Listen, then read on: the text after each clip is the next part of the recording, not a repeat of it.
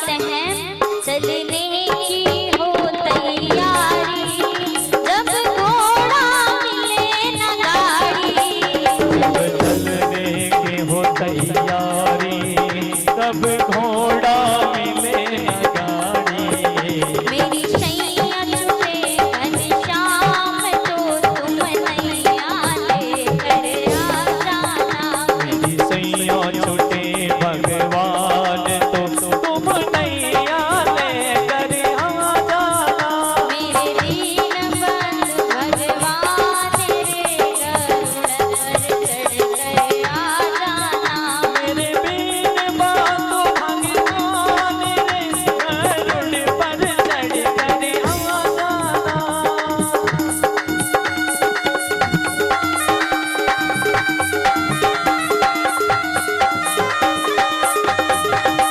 तालियों की सेवा के साथ ये भगवान से हम प्रार्थना करते हैं।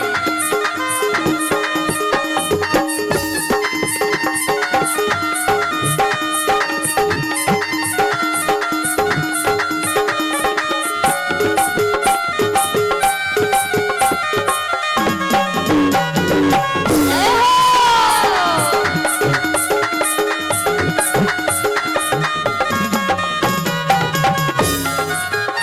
कहते हैं यमदूत बनाए बंदी, और काया हो गई गंदी। दूत बनाए बंदी, तेरी काया हो गई गंदी। जब जाऊं मैं शमशान, तो तुम नंदी लेकर आ जाना। जब जाऊं मैं शमशान, तो तुम नंदी लेकर आ जाना। मेरे दीन बंधु भगवान रे, गरुड़ पर चढ़कर आ जाना। मेरे दीन बालो भगवान रे, गरुड़ पर चढ़कर आ जाना।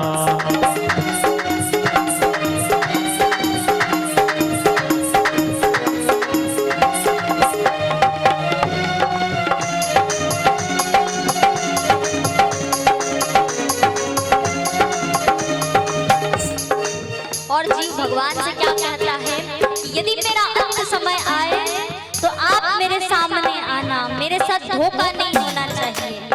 तो कहते हैं जब आए मरण का मौका, नहीं होना जाए धोखा। कहीं आए मरण का मौका, कहीं हो ना जाए धोखा। मेरे ज्ञान के दाता गुरुदेव, तो तुम नौका लेकर आ जाना। मेरे ज्ञान के दाता गुरुदेव, तुम नौका लेकर आ जाना। मेरे दीन बंधु भगवान रे, गरुड़ पर चढ़कर आ जाना। मेरे बीन बातो भगवान रे, गरुड़ पर चढ़कर आ जाना।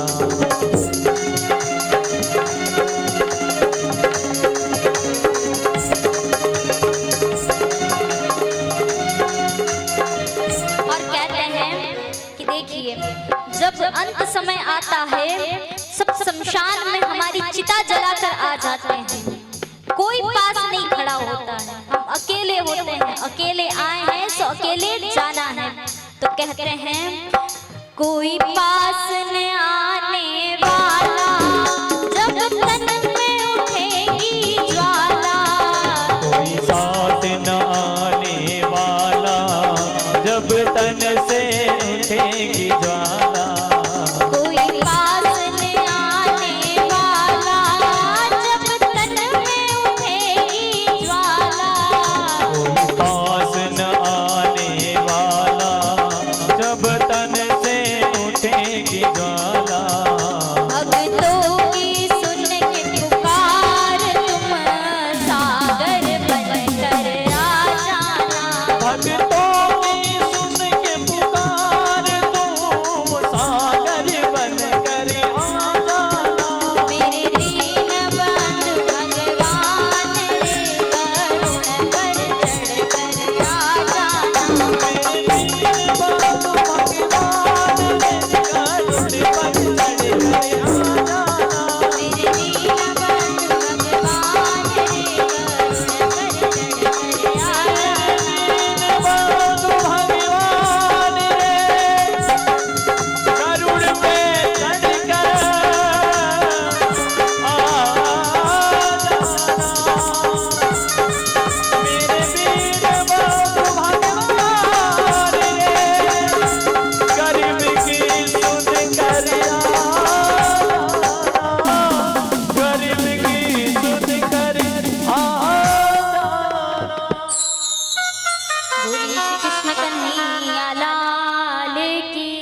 जय हो।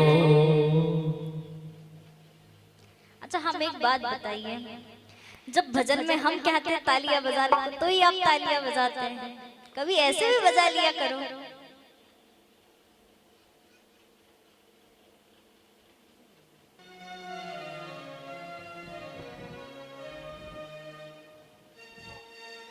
कभी ऐसे नाच भी लिया करो।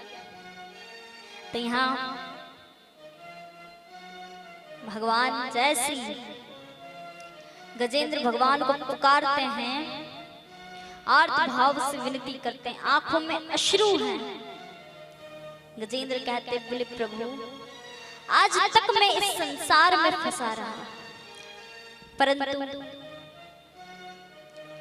जब मैं संकट में आया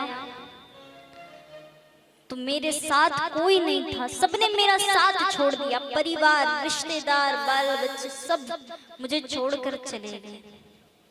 अब एक आखिरी सहारा है, वो आपका है।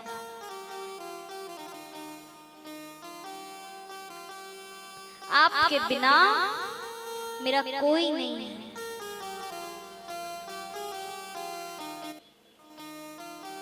ये हम भी कह रहे हैं कि प्रभु आपके बिना हमारा कोई नहीं है। और जैसे ही गजेंद्र प्रार्थना करते हैं भगवान से, तो उनकी पुकार भगवान तक पहुंचती है और भगवान गरुड़ पर चढ़कर आधी रात को गजेंद्र की रक्षा के लिए आ जाते हैं, हरि अवतार लेकर के। भगवान ग्राहक को मारते हैं और गजेंद्र की रक्षा करते हैं, गजेंद्र को अपने धाम ले जाते हैं। इस प्रकार गजेंद्र मोक्ष की कथा है। अब आगे देखिए, प्रहलाद जी के पौत्र हुए हैं राजा बलि।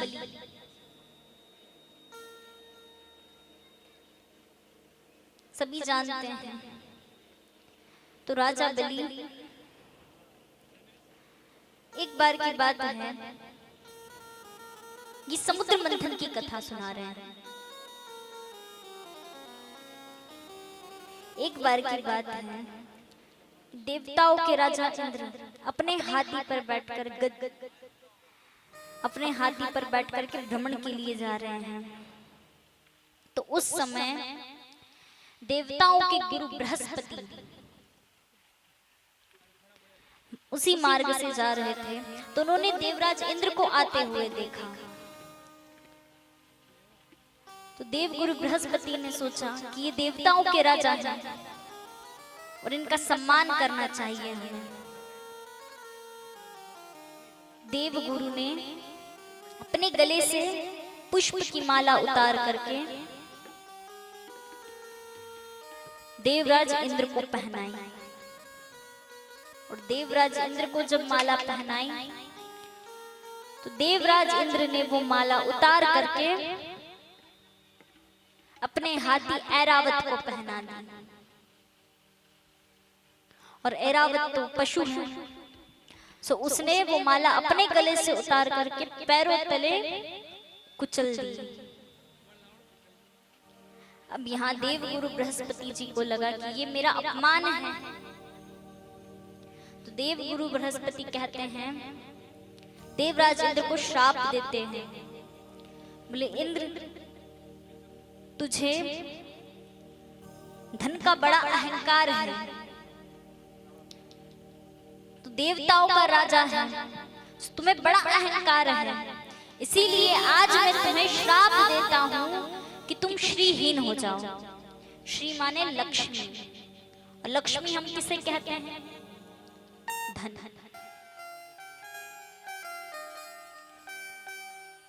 देवगुरु बृहस्पति ने श्राप दिया कि तुम श्रीहीन हो जाओ। ये बात असुरों को पता चली, तो असुरों ने युद्ध करके स्वर्ग को जीत लिया और सारे देवता मिलकर के भगवान नारायण के पास गए हैं सहायता के लिए। भगवान नारायण कहाँ रहते हैं? वैकुंठ में, शील सागर में शयन करते हैं। सभी देवता मिलकर के भगवान से प्रार्थना करने गए। तब भगवान ने कहा कि आप समुद्र मंथन कीजिए, उसमें से जो अमृत कलश निकलेगा उसका पान करके आप असुरों से युद्ध करना, उससे आपकी जीत होगी और असुरों की पराजय होगी, माने असुर हार जाएंगे और आपको वापस स्वर्ग की प्राप्ति हो जाएगी। तो यहाँ सभी देवताओं ने कहा, बोले हाँ हम तैयार हैं, पर भगवान ने कहा ये कार्य अकेले देवताओं से संभव नहीं होगा, देवता अकेले इस कार्य को नहीं कर पाएंगे। भगवान कहते हैं इसमें असुरों का भी सहयोग चाहिए। तो देवता कहते, बोले प्रभु क्या आपको लगता है कि असुर देवताओं की सहायता करेंगे? भगवान हंसने लगे। भगवान कहते हैं जरूर करेंगे। भगवान दैत्यराज बलि के पास गए, उनके सामने प्रस्ताव रखा समुद्र मंथन। उन्होंने प्रस्ताव स्वीकार किया, क्योंकि दैत्यराज बलि भी जानते हैं कि समुद्र मंथन करने पर समुद्र से अमृत प्रकट होगा। सभी दैत्य और देवता इकट्ठे हुए हैं समुद्र मंथन के लिए। अब समुद्र मंथन के लिए इकट्ठे हुए हैं, तो समुद्र मंथन किया कैसे जाए? तब मंदरांचल पर्वत को लाया गया और भगवान शिव के गले में वासुकी नाग है। वासुकी नाग से प्रार्थना करी गई। वासुकी नाग से प्रार्थना करने के बाद उनकी रस्सी बनाई गई जिससे मंथन किया जा सके। मंदरांचल पर्वत को समुद्र में रखा, तो समुद्र में रखते ही मंदरांचल पर्वत समुद्र में भीतर जाने लगे। तब भगवान ने कूर्म अवतार लिया, माने कछुए का अवतार, और अपनी पीठ पर पर्वत को धारण किया। अब समुद्र मंथन प्रारंभ हुआ। समुद्र मंथन में 14 रत्न निकले। सबसे पहला रत्न निकला कालकुटहलाहल विष। विष इतना भयंकर कि केवल उसकी सुगंध से पूरी पृथ्वी पर विष ही विष फैल गया। विष का पान कौन करे? तो विष का पान करने के लिए भगवान शिव को मनाया गया। तब भगवान शिव ने विष का पान किया और पान करते समय जो बूंदें पृथ्वी पर गिरी वो नागों ने पान करी, इसीलिए नाग विषैले हुए हैं। और देखिए जब भगवान शिव ने विष का पान किया तो उन्होंने विष को अपने कंठ में रोक लिया, इसीलिए उनका नाम पड़ा नीलकंठ महादेव।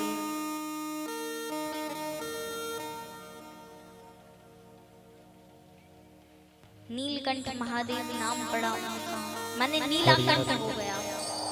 शंकर भोलेनाथ हैं तुम्हारा हमारा, तुम्हारा हमारा।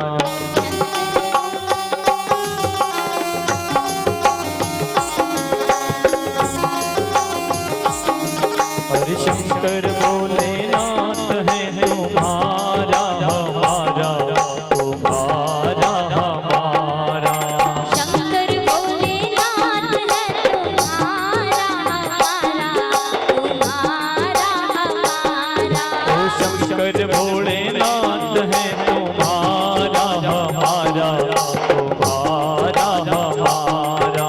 शंकर भोलेनाथ है तुम्हारा हमारा,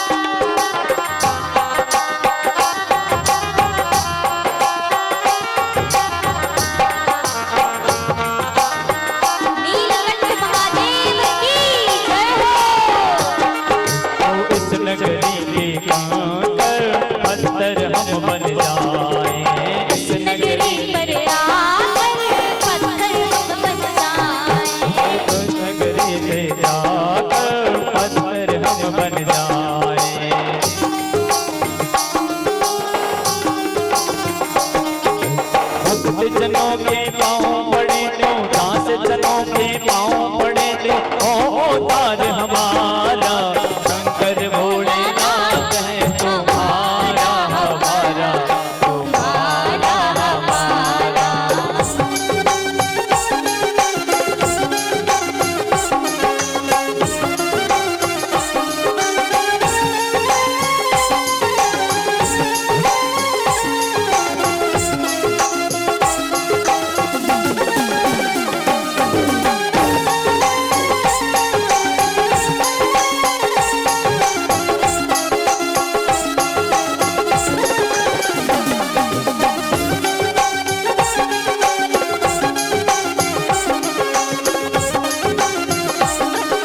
जब भी ये तन त्यागो त्यागुर छपेरा तट पर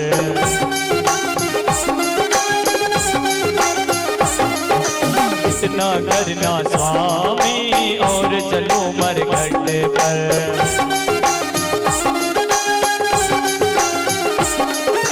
मेरी बस में चढ़े आप पर मेरी बस में चढ़े आप पर हो तार हमारा शंकर भोलेनाथ है तुम्हारा हमारा तुम्हारा हमारा।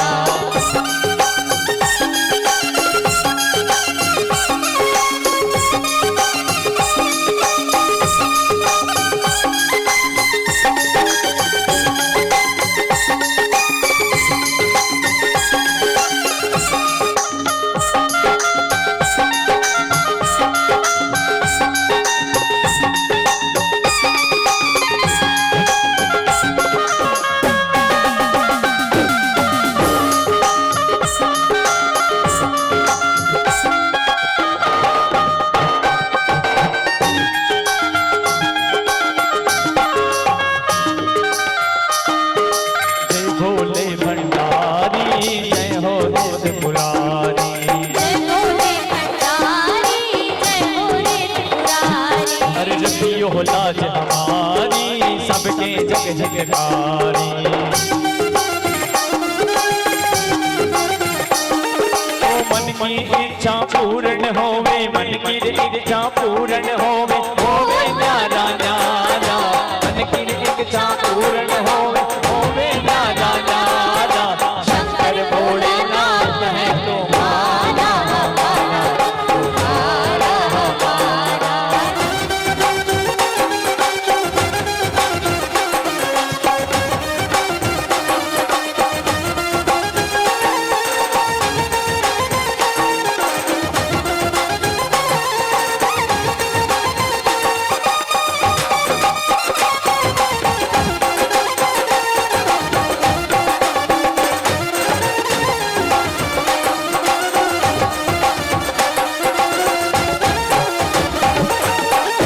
भोलेनाथ है हमारा तुम्हारा तुम्हारा हमारा शंकर भोलेनाथ है हमारा तुम्हारा भोलेनाथ है तुम्हारा शंकर भोलेनाथ है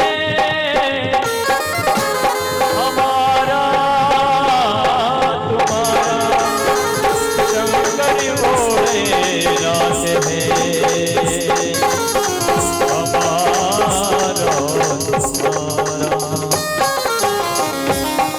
भोलेनाथ भगवान की।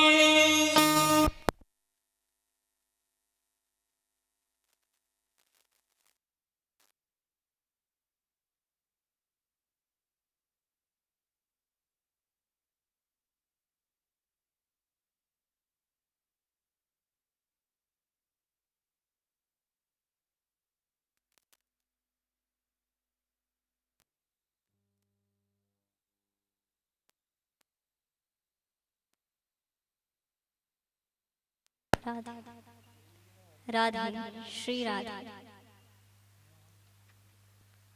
बोलिए नीलकंठ महादेव की जय। इस प्रकार भगवान शिव ने विष पान किया जिनसे उनका नाम पड़ा नीलकंठ। दूसरा रत्न निकला है कामधेनु गाय जो कि ऋषियों को दी गई है, संतों को दी गई है, उसकी बुद्धि असुरों वाली हो गई है, जो किसी के समझाने पर भी नहीं मानता। उसे जो करना है वो करेगा। उसे मदिरा का पान करना है तो वो किसी की नहीं सुनेगा।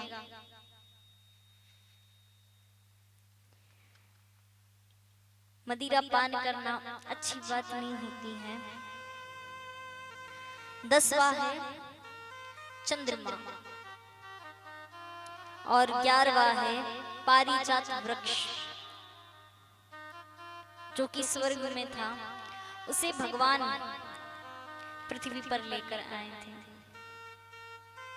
12वां है पंचजन्य शंख, जो भगवान श्री कृष्ण को प्राप्त हुआ। 13वां है भगवान धन्वंतरी। और देखिए यहाँ 14वां है, 14वां रत्न है क्या? अमृत। अब जो ही अमृत प्रकट हुआ, सारे देवता और दैत्य समुद्र मंथन को छोड़ करके अमृत की ओर भागे हैं। सब झगड़ रहे हैं, हमें पान करना है अमृत का, हमें पान करना है।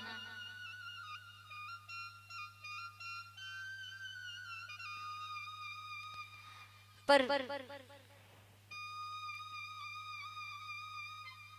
सब झगड़ रहे थे, उसके बीच में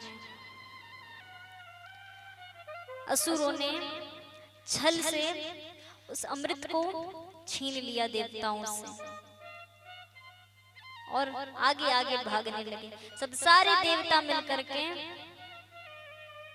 भगवान नारायण के पास गए, बोले प्रभु आपके कहने पर हमने समुद्र मंथन किया अमृत पाने के लिए, पर हमें अमृत नहीं मिला। दैत्य सब अमृत लेकर चले गए। तब भगवान ने मोहिनी रूप धारण किया। कितना सुंदर स्वरूप है।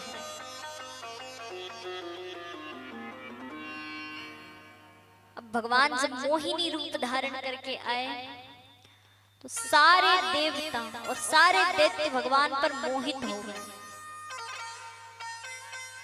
भगवान मोहिनी अवतार किसका है, ये बात केवल भगवान शिव और ब्रह्मा जी जानते हैं। बाकी देवता तो इस भाव से देख रहे हैं कि हम इनसे विवाह करेंगे। सारे देवता तैयार खड़े हैं, सारे दैत्य तैयार खड़े हैं कि बस हमारे गले में आकर वरमाला डाल दें।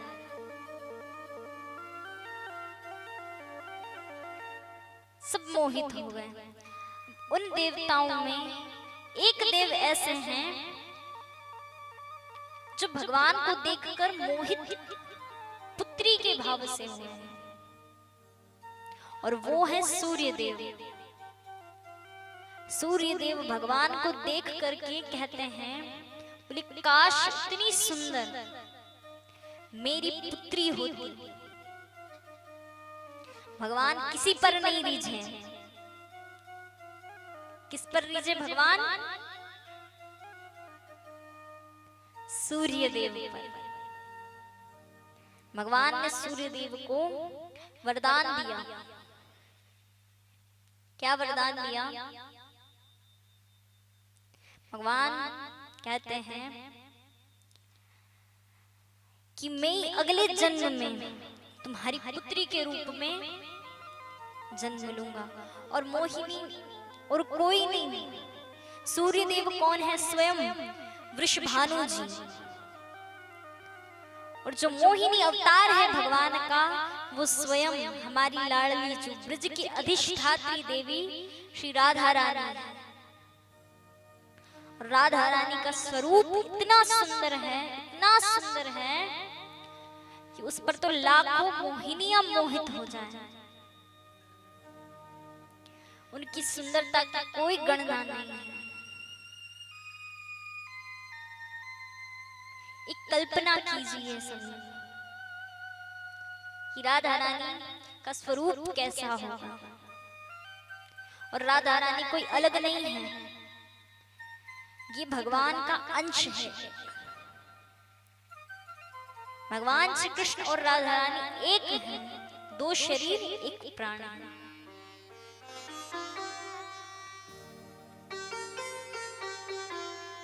राधा रानी की तो जितनी महिमा गाई जाए उतनी कम है। इतनी अपार शक्तियां होंगी उनमें।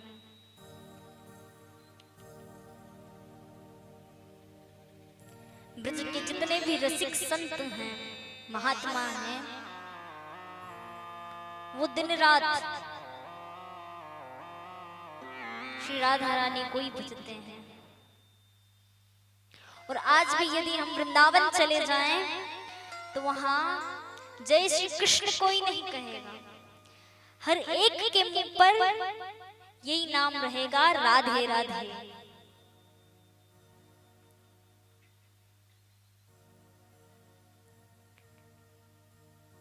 वो तो हम कोई अनजान चले जाएं और कह दे तो अलग बात है। इतनी महिमा है राधा रानी की। और यदि किसी व्यक्ति पर उनकी दृष्टि पड़ जाए तो फिर तो कहना ही क्या।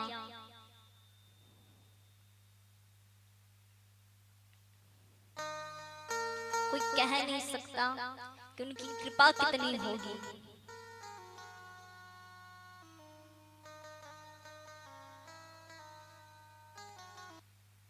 महिमा बड़ी है राधा नाम की। कहते हैं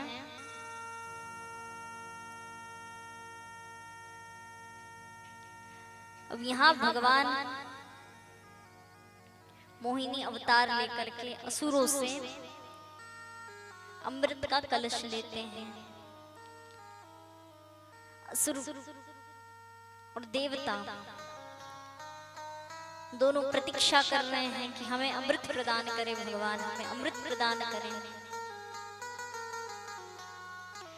सारे देवता और दैत्य पंगत में खड़े हो गए। तब भगवान ने मदिरा असुरों को पिलाई और अमृत देवताओं को पिलाया। अब ये बात असुरों में एक असुर था राहु नाम का। वो राहु नाम का असुर भगवान की माया को जान चुका था। तो वो असुर दैत्यों की पंगत से उठकर देवताओं का रूप धारण करके उनकी पंगत में बैठता है। भगवान सबको अमृत पान करवा रहे हैं। अमृत पान करवा रहे हैं तो अमृत पिलाते पिलाते भगवान ने उस राहु नाम के दैत्य को भी अमृत पिला दिया। और जब अमृत पिलाया तो सूर्य देव और चंद्र देव इनको आभास हुआ कि ये देवता नहीं है, ये असुर है। तब सूर्य देव और चंद्र देव ने भगवान से कहा, बोले प्रभु ये आप क्या कर रहे हैं? ये तो एक असुर है, आप इसे मदिरा पिला रहे हैं, अमृत पिला रहे हैं।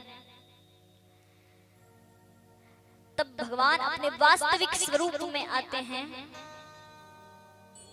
और हाथों में सुदर्शन चक्र धारण करके राहु का सर धड़ से अलग करते हैं और वो एक दैत्य से दो दैत्य बनता है, राहु और केतु।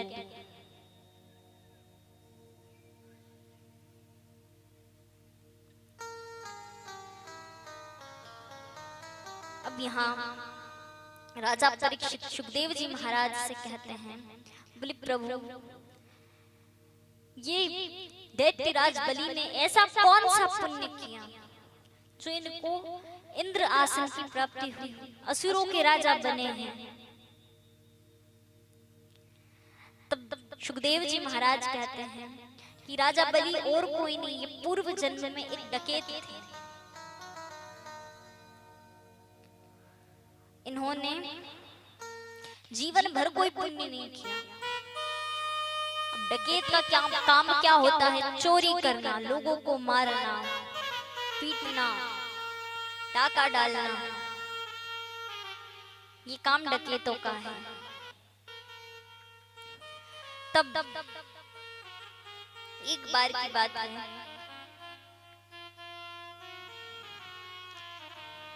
कि राजा बलि एक वृक्ष के नीचे बैठे हैं भोजन करने के लिए। तब वहां एक कुत्ता आता है। कुत्ता राजा बलि को देख रहा है, तो राजा बलि को लगा कि हो सकता है मुझसे भोजन मांग रहा हो, रोटी मांग रहा हो। तो राजा बलि ने एक रोटी कुत्ते को दे दी। कुत्ते ने वो रोटी खा ली।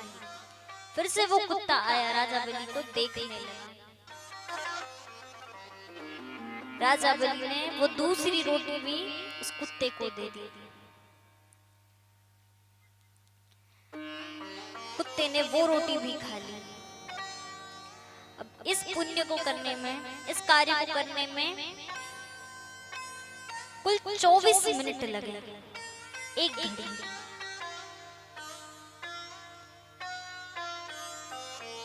राजा बलि का अंत समय आया, यमदूत लेने आया।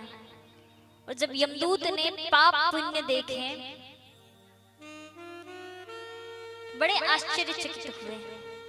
यमराज ने पूछा तो यमदूत कहते हैं, बोले प्रभु, इन्होंने जीवन भर कोई सत्कर्म नहीं किया, परंतु जीवन में भूलवश केवल एक अच्छा कर्म किया है। एक भूखे को रोटी खिलाई है।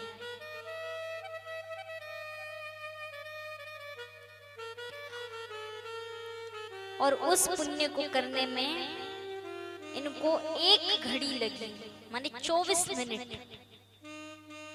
इतना ही पुण्य किया है इन्होंने।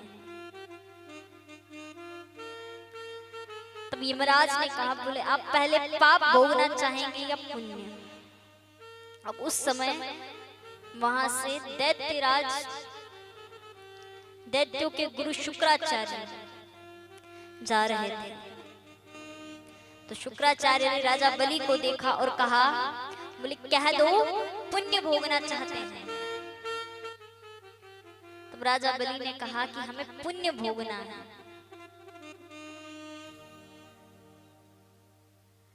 अब यमराज ने पूछा, बोले आप पुण्य में क्या चाहते हैं, क्या भोगना चाहते हैं?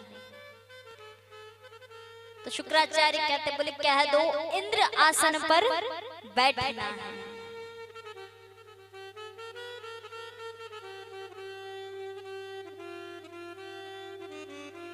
तो यहाँ राजा बलि कहते हैं कि मुझे इंद्र आसन पर बैठना है। अब यहाँ देवराज इंद्र को मना करके जैसे तैसे राजा बलि को इंद्र आसन पर बिठाया जाता है। तो इंद्र आसन पर बैठने से पहले शुक्राचार्य राजा बलि से कहते हैं, बोले तुम जब इंद्र आसन पर बैठो तब तुम कहना कि मेरे पास जो कुछ भी है वो सब मैं अपने गुरु शुक्राचार्य को दान करता हूँ। इंद्र आसन पर बैठे राजा बलि, काफी देर हो गई। इंद्र आसन पर बैठते ही राजा बलि सब कुछ भूल गए। अब तो वही स्वर्ग के सारे सुख दिख रहे हैं। अब 24 मिनट में से केवल 10 मिनट शेष है। शुक्राचार्य इंतजार कर रहे हैं।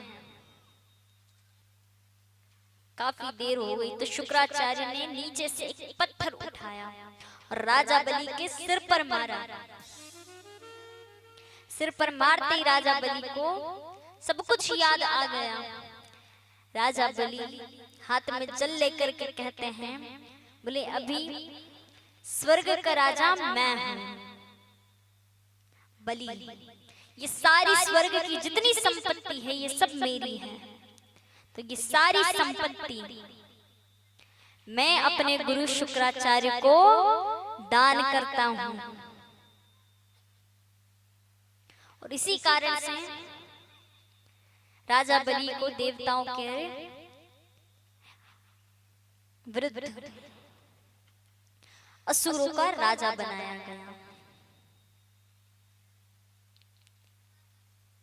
अब यहाँ देवताओं ने अमृत का पान किया। उसके बाद असुरों से युद्ध किया। असुर सारे युद्ध हार गए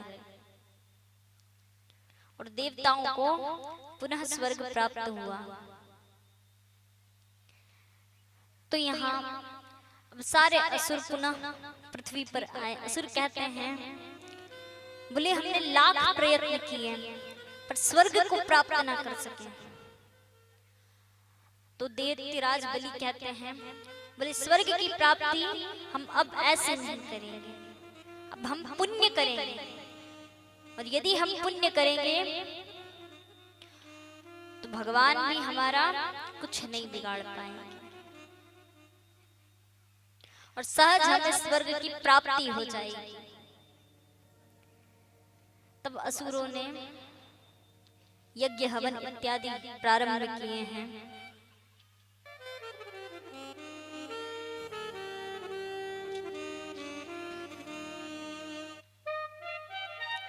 अब यहाँ दैत्यराज बलि ने एक यज्ञ किया।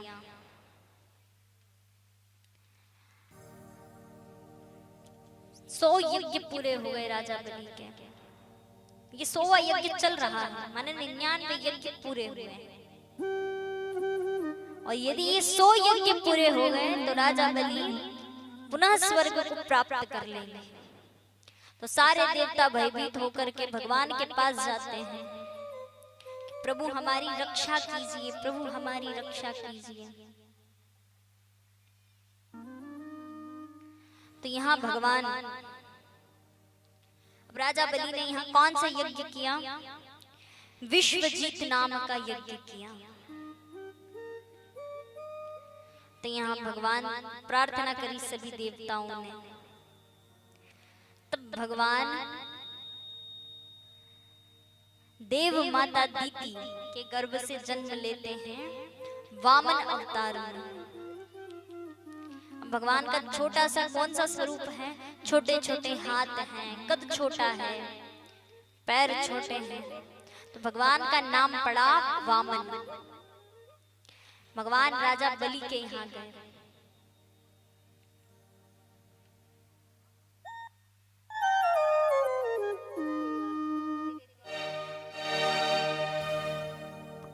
हो तेरे द्वार खड़ा रे भगवान,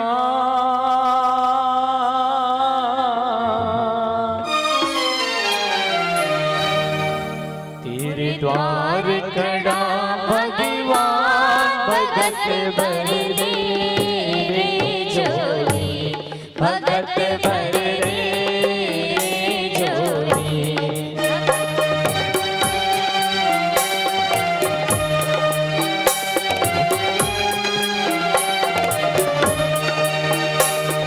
द्वार खड़ा भगवान, भगत भर रे झोली, भगत भर रे झोली। तेरा होगा बड़ा एहसान कहते,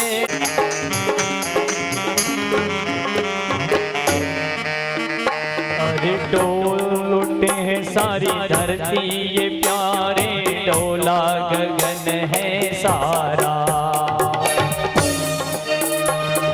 डोल उठे हैं सारी धरती ये प्यारे, डोला गगन है सारा। भीख मांगने आया तेरे घर, ओ भीख मांगने आया तेरे घर, जगत का पालनहार रे, जगत का पालनहारा। आज तेरा मेहमान के तेरी जुग जुग रहेगी शान, भगत भर रे झोली, भगत भर रे झोली।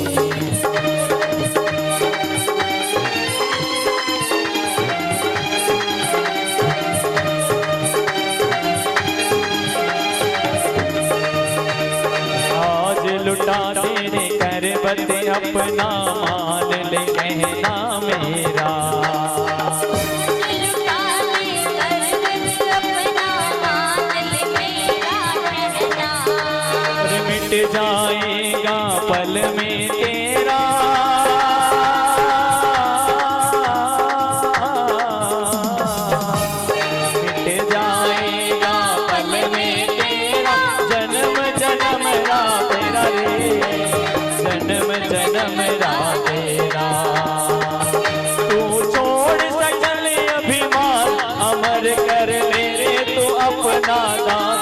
भगत भर दे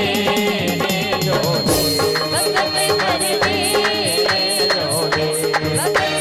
पार कड़ा भगवान भगत भर दे भगत भर दे भगत भर दे बोलिए भक्ति और भगवान की जय हो। तो राजा बलि भगवान की आवाज सुनकर बाहर आते हैं और फिर राजा बलि कहते हैं, बोले मेरा सौभाग्य है कि आप मेरे द्वार पर पधारे। आज मैं अपना 100वां यज्ञ पूरा करने जा रहा हूं।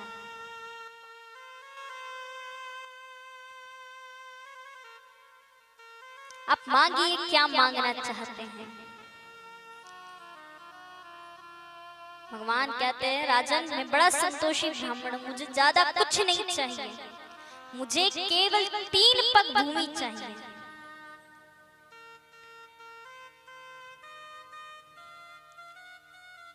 राजा बलि कहते हैं, बस इतनी सी बात, 3 पग भूमि, थोड़ा और ज्यादा मांग लीजिए आप।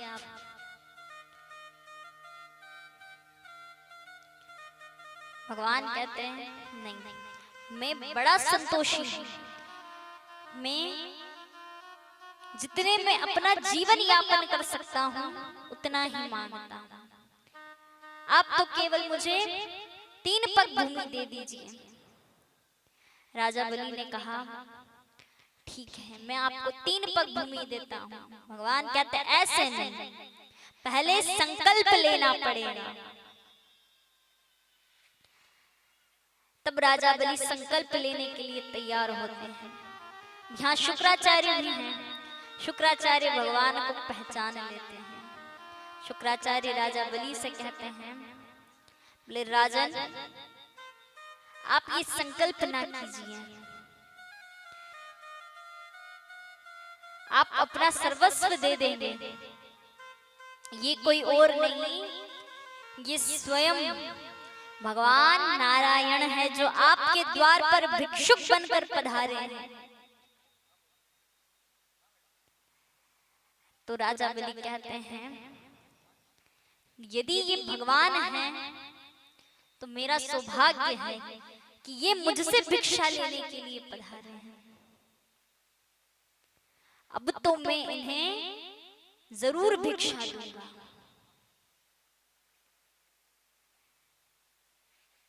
तब राजा बलि संकल्प लेने के लिए तैयार होते हैं। शुक्राचार्य की एक नहीं सुनते, शुक्राचार्य बहुत मना करते हैं। बोले राजन आप अपना सब कुछ दान कर बैठोगे। पर राजा बलि नहीं सुनते। अब जब भगवान कमंडल में से जल देने लगते हैं तो कमंडल की टोटी होती है, उसमें शुक्राचार्य छोटा सा रूप बना करके बैठ जाते हैं। और जब बैठते हैं तो उस टोटी में से जल नहीं निकलता, तो भगवान नीचे से एक कुशा उठाते हैं और उस कुशा को टोटी के अंदर डालते हैं। टोटी के अंदर कुशा डालते ही शुक्राचार्य जी की एक आंख फूट जाती है। अब देखिए यहाँ एक बात आती है कि जो व्यक्ति धर्म के कार्य में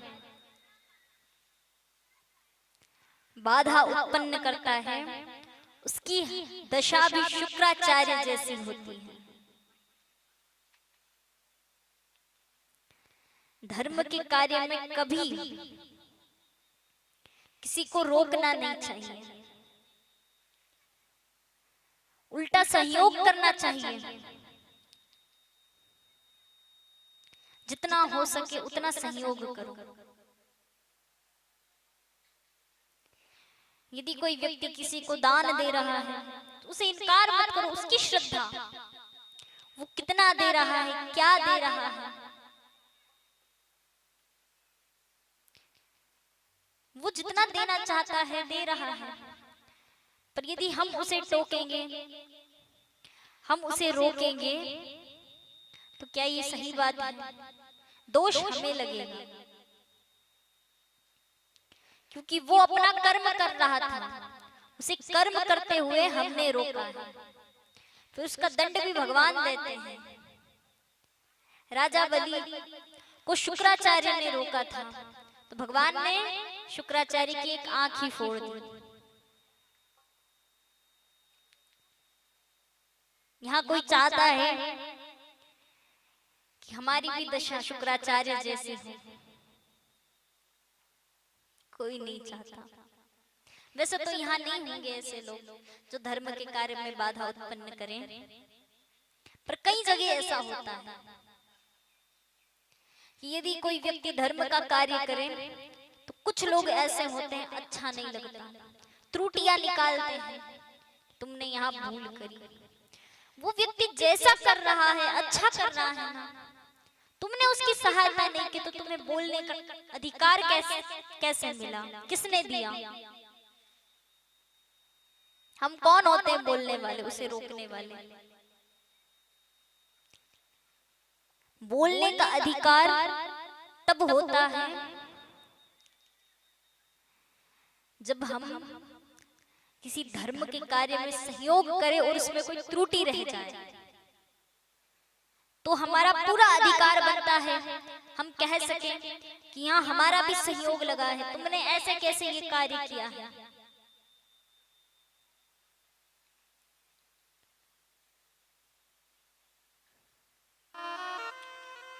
आज यहाँ राजा बलि की एक आंख फूट गई।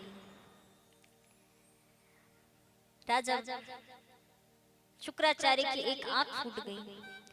राजा बलि ने संकल्प लिया, अंजलि में जल लेकर के, और संकल्प लेते ही भगवान ने विराट स्वरूप धारण किया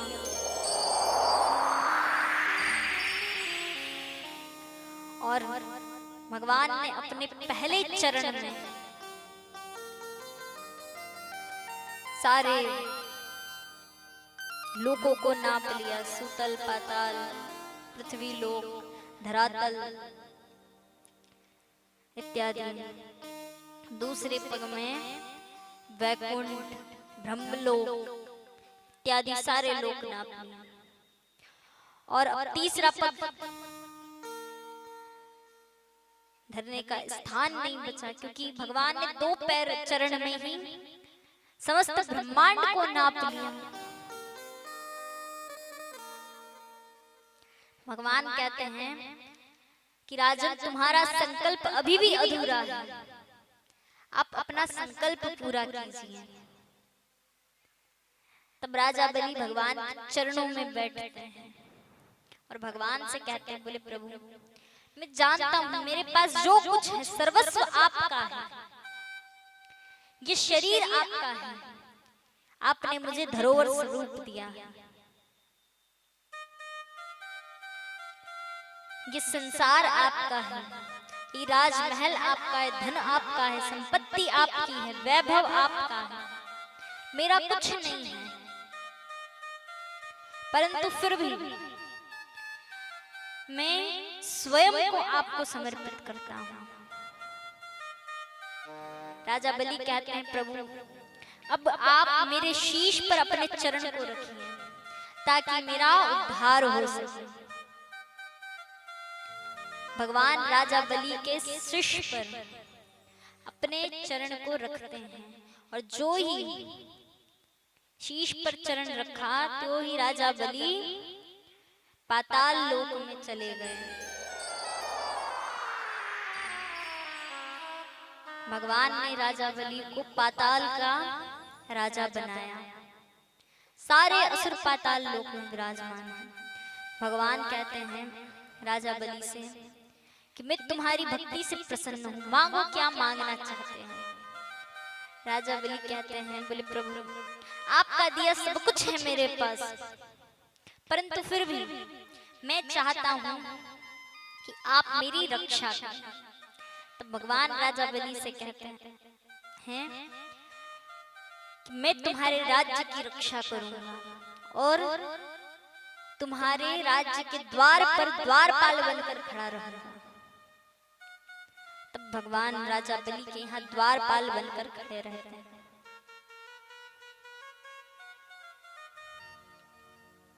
6 महीने तक। अब ये बात माता लक्ष्मी को पता चली, काफी समय हो गया भगवान वैकुंठ नहीं आया।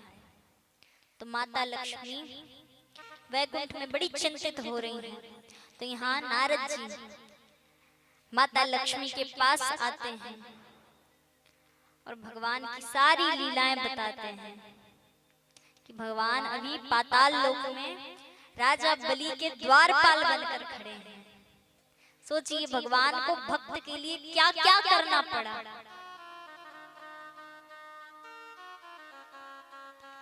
तो यहाँ माता लक्ष्मी पाताल लोक में आती हैं, हाथ में रक्षा सूत्र लेकर के राजा बलि को रक्षा सूत्र बांधती हैं। और राजा बलि कहते हैं कि आपने मुझे रक्षा सूत्र बांधा है, सो मांगिए आप क्या मांगना चाहती हैं। माता लक्ष्मी ने भगवान को ही मांग लिया, बोले आप कृपा करके मुझे मेरे पति लौटा दीजिए। क्योंकि माता लक्ष्मी भगवान नारायण के बिना नहीं रह सकती हैं। जहां भगवान नारायण का वास होगा वहां माता लक्ष्मी का भी वास होता है। तो देखिए जहां भगवान नारायण की जिस घर में पूजा होती है वहां तो माता लक्ष्मी भी विराजती हैं।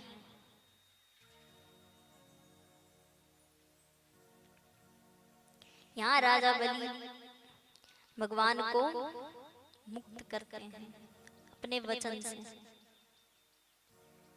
तब माता लक्ष्मी कहती हैं मैंने आपको रक्षा सूत्र बांधा, इसीलिए आज के दिन को रक्षा बंधन के रूप में मनाया जाएगा। ये हर बहन अपने भाई को रक्षा सूत्र बांधेगी हर रक्षा बंधन।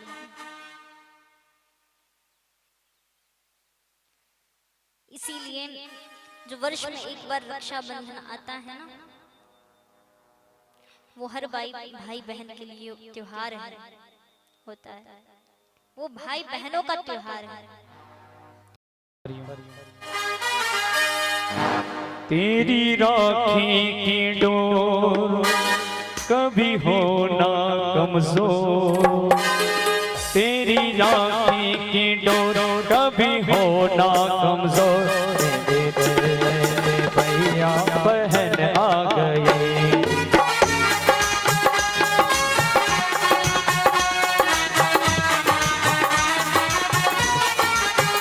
तेरी राखी की डोर कभी हो ना कमजोर, तेरी राखी की डोर कभी हो ना कमजोर। भैया दे दो कलाई बहन आ गई,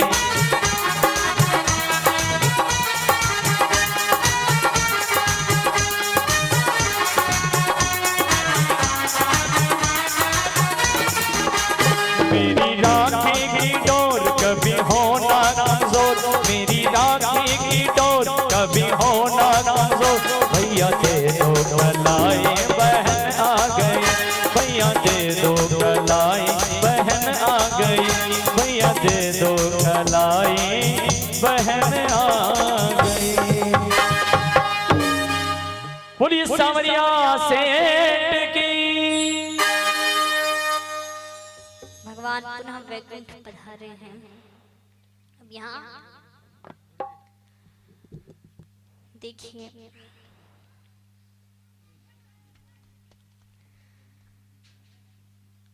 भगवान इस प्रकार वामन अवतार धारण करते हैं। आगे की कथा में हम प्रवेश करते हैं कि किस प्रकार भगवान श्री राम का अवतार हुआ।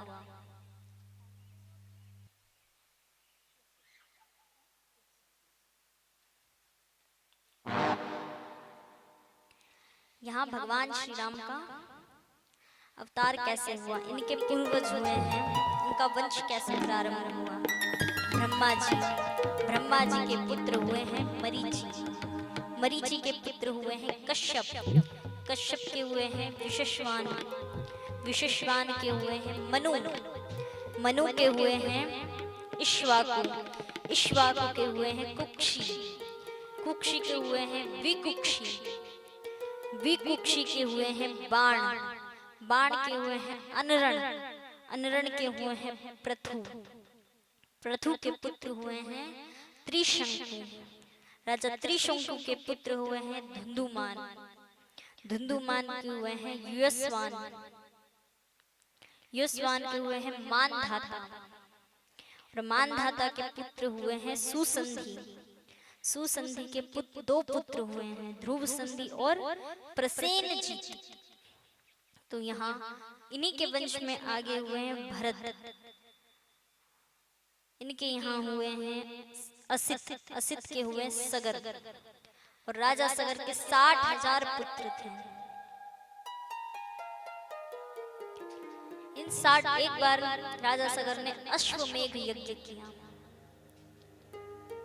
तो अश्वमेघ यज्ञ करते समय उन्होंने अपने अश्व को भारत भ्रमण के लिए छोड़ा।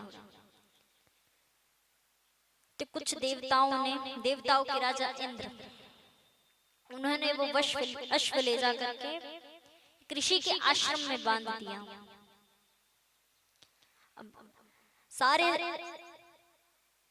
हजारों पुत्र हैं राजा सगर के, 60,000 पुत्र हैं, वो सभी अश्व को ढूंढते ढूंढते ऋषि के आश्रम में पहुंचे।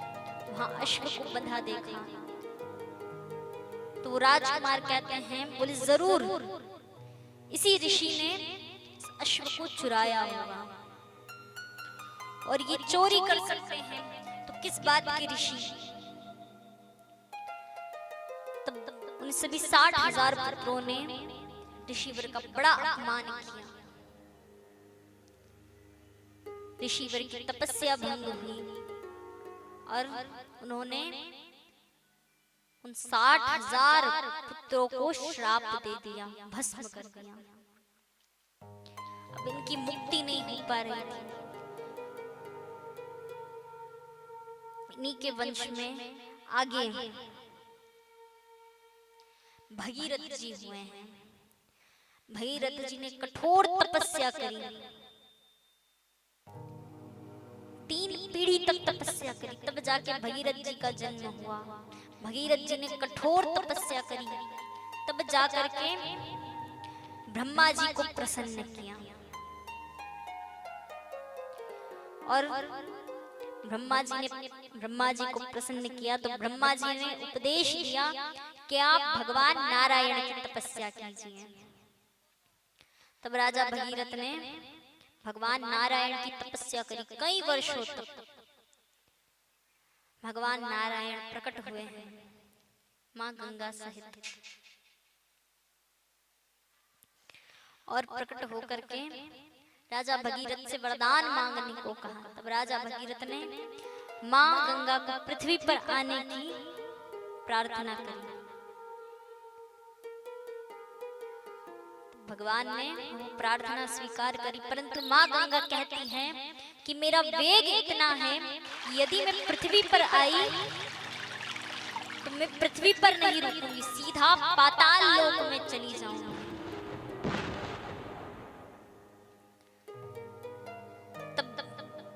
भगवान अपने चरणों से मां गंगा को प्रकट करते हैं, और वो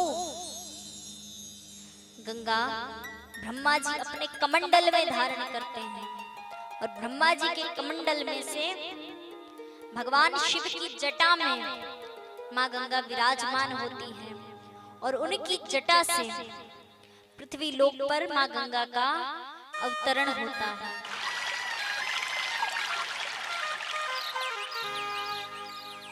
इस प्रकार भगीरथ जी ने अपने 60,000 पूर्वजों को श्राप मुक्त किया।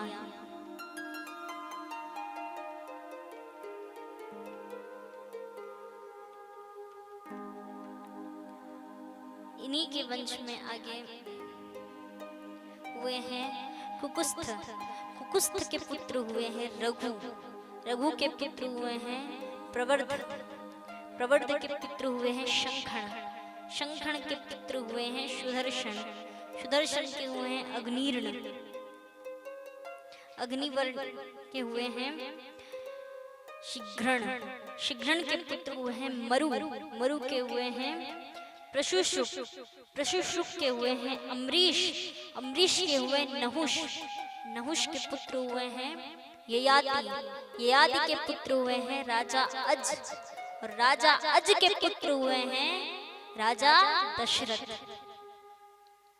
राजा दशरथ की कोई संतान नहीं है और कई शास्त्रों में ऐसा बताया जाता है कि इनकी एक पुत्री है।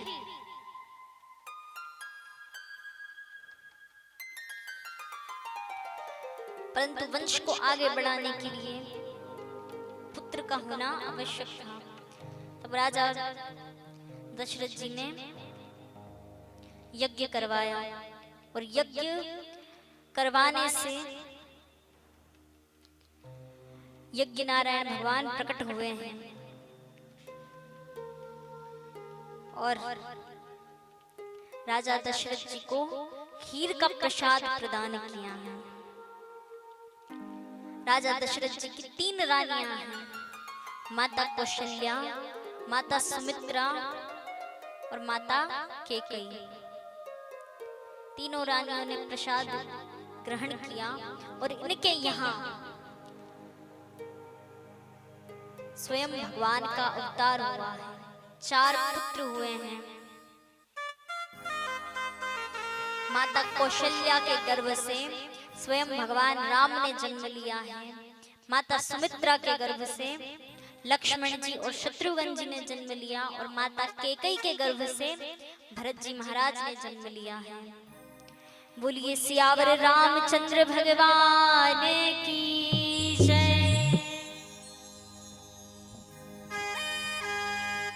हरिओम। तो आज भगवान श्री राम हमारे नगर में बालक के रूप में पधारे हैं, तो सभी उत्सव मनाएं। आइए हम सभी मिलकर के भगवान की स्तुति करते हैं।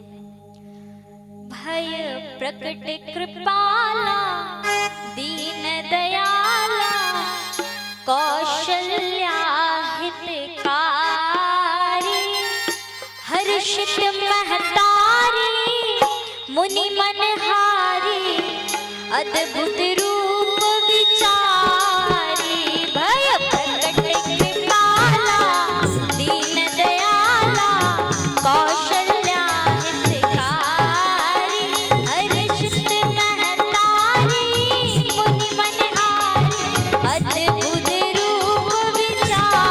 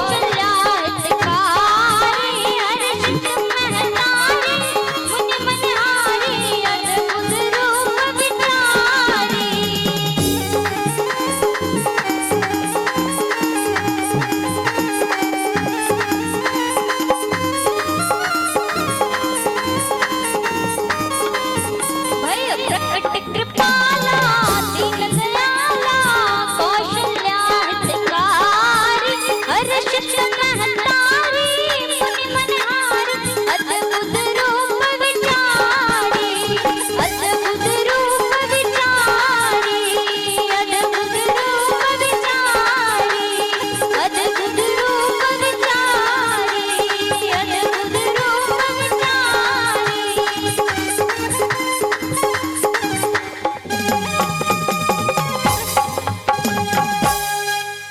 बोलिए सियावर रामचंद्र भगवान की जय।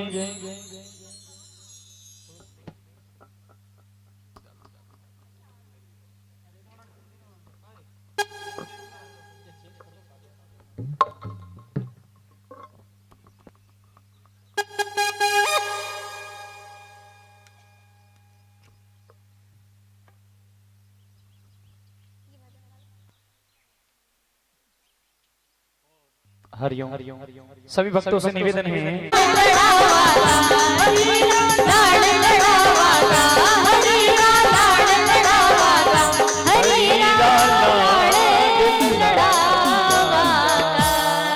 बोलिए सावरिया सेठ की।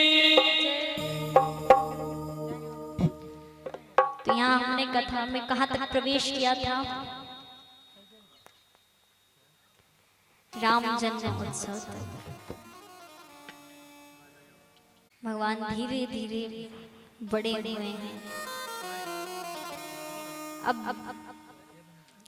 भगवान को शिक्षा ग्रहण करने के लिए भेजा गया गुरु वशिष्ठ जी के यहाँ पर। भगवान राम के गुरु कौन हैं? कौन है गुरु? गुरु वशिष्ठ जी। भगवान ने वहां शिक्षा ग्रहण करी और पुनः अयोध्या आए हैं।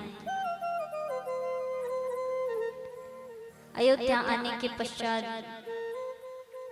एक बार विश्वामित्र जी भगवान राम और भगवान लक्ष्मण जी को अपने साथ वन में ले जाते हैं। वहां भगवान ताड़का राक्षसी का वध करते हैं और माता अहिल्या का उद्धार करते हैं। माता अहिल्या भी परम सती नारी थी, पर इनके सतीत्व पर आँच आने के कारण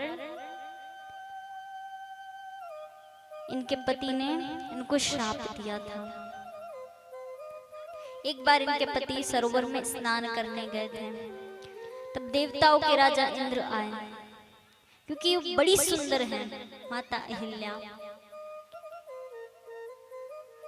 माता अहिल्या के पति के रूप में आए हैं, परंतु संयोगवश वास्तविकता में जो माता अहिल्या के पति हैं वो स्नान करके आश्रम की ओर पधारे।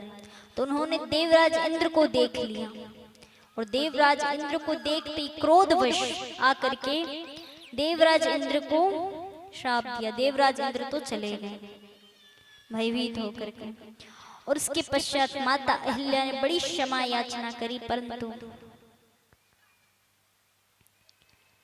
ऋषि ने उनको भी, उनके पति का नाम था गौतम ऋषि, गौतम ऋषि ने माता अहिल्या को भी श्राप दिया पत्थर की शिला बनने का।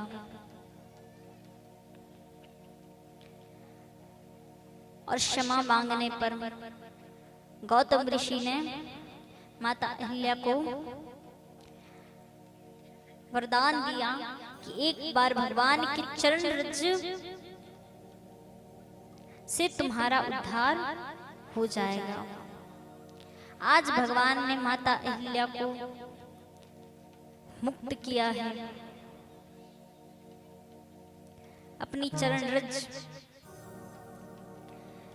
लगा करके अब भगवान कहाँ पहुंचे? मिथिला नगरी में। मिथिला नगरी में पहुंचे हैं। यहाँ माता सीता का स्वयंवर है। मिथिला नरेश राजा जनक के पास एक धनुष था जो भगवान शिव ने परशुराम जी को दिया था और परशुराम जी ने राजा जनक को दिया था। तो राजा जनक ने शर्त रखी कि जो इस धनुष की प्रत्यंशा चढ़ा देगा उसी वर से मेरी पुत्री का विवाह होगा। क्योंकि वो धनुष कोई साधारण नहीं था और हर कोई उस धनुष को उठा नहीं सकता था। बड़े बड़े क्षत्रिय राजा आए, रावण भी आया था वहां, पर कोई राजा उस धनुष को उठा नहीं पाए। रावण भी हार गया। अंत में भगवान श्री राम ने उस धनुष को उठाया, प्रत्यंशा चढ़ाई, धनुष को 2 भागों में तोड़ दिया।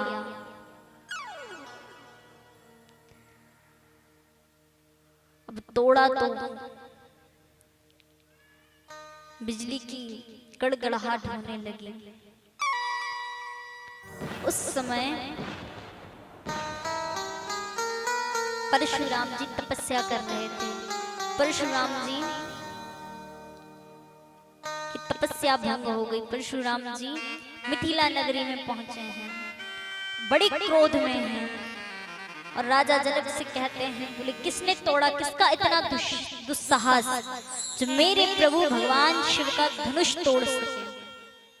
तब भगवान राम ने विनम्र भाव से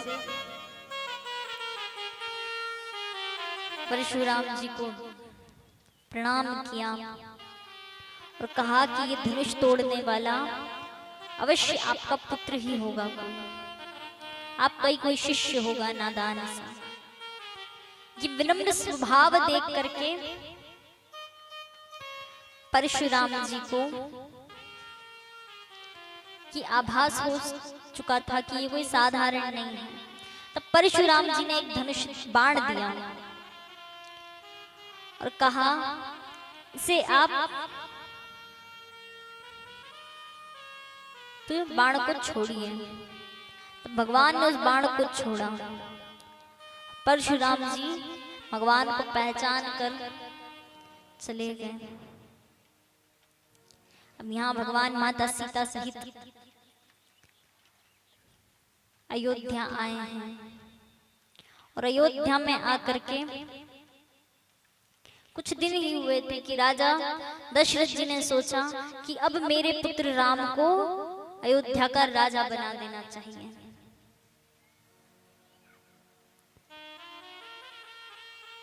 परंतु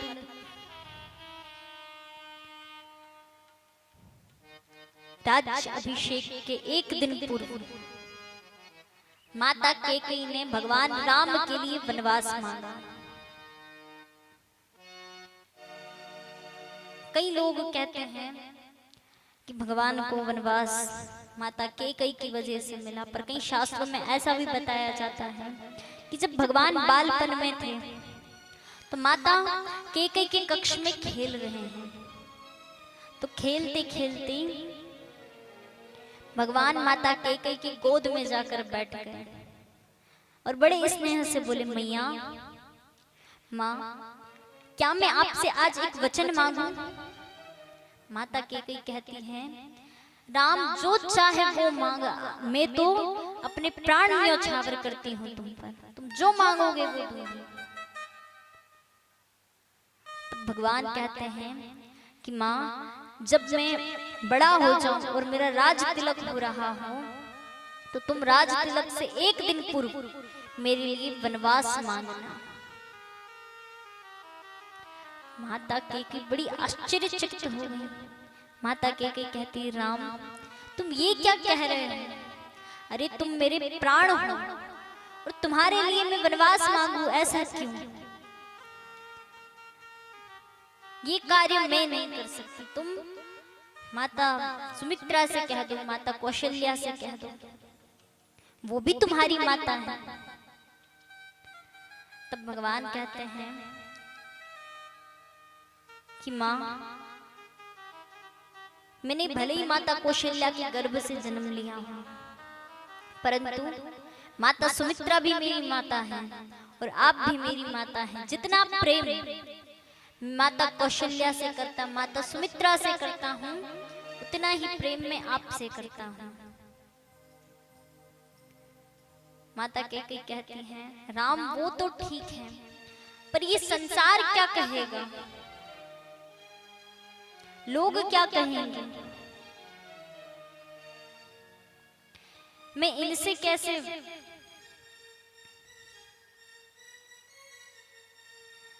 मुंह मिलाऊंगी, मैं इनको क्या जवाब दूंगी, इनको क्या कहूंगी। भगवान कहते हैं, माता मैं जानता हूं कि आप मेरे लिए अपने प्राण दे सकती हैं, कुछ भी कर सकती हैं आप मेरे लिए, इसीलिए तो मैंने आपको कहा है कि आप मेरे लिए वनवास मांगना, क्योंकि जो दिल पर पत्थर रखकर आप कर सकती हैं वो कोई और नहीं कर सकता। वो ना मेरी माता कौशल्या कर सकती हैं और ना माता सुमित्रा। आप तो उनसे भी ज्यादा मुझे प्रेम करती हैं,